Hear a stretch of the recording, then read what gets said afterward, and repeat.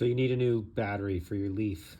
So you go to the wrecking yard and you see a couple. They have them sitting out on the floor. They've already pulled them out of the car, but they crushed the car and now you have no way to check the battery. So I've made this cool little tool here. You can see I've already got it turned on. It's got Bluetooth. I've got my ELM 327 dongle plugged in. Using Leaf Spy, I can look at it and see. I've got an 88.2 state of charge, which is not ideal for storage, but it is what it is. 390 volts, 30 kilowatt battery pack. I've got a 16 millivolt spread on my my cells, which is not too bad. I'm powering this with my little 12 volt jump box.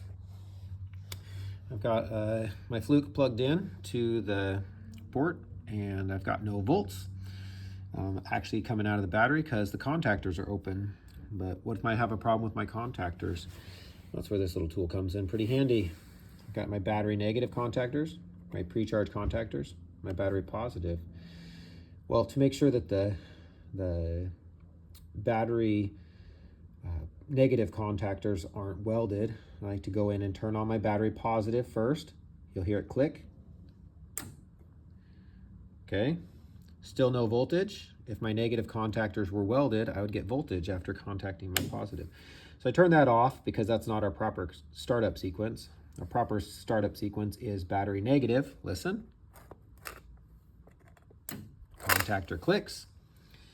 Still no voltage, which tells me my battery positive contactors are not welded. Now I can turn on my pre-charge. Hey, look, I get 390 volts. That's good. Then I turn my battery positive on. Okay, 390 volts. Then I turn my pre-charge back off, which would be the proper sequence for startup. So 14 millivolt spread. I got 390 volts coming out of my battery.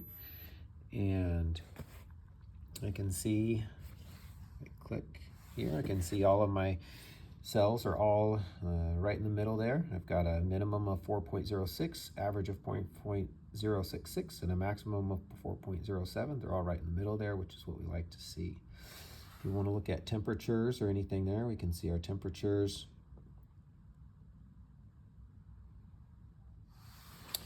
And that's all coming out of the CAN bus through the OBD2 port that I have wired into this cool little tool. So there it is, all set up.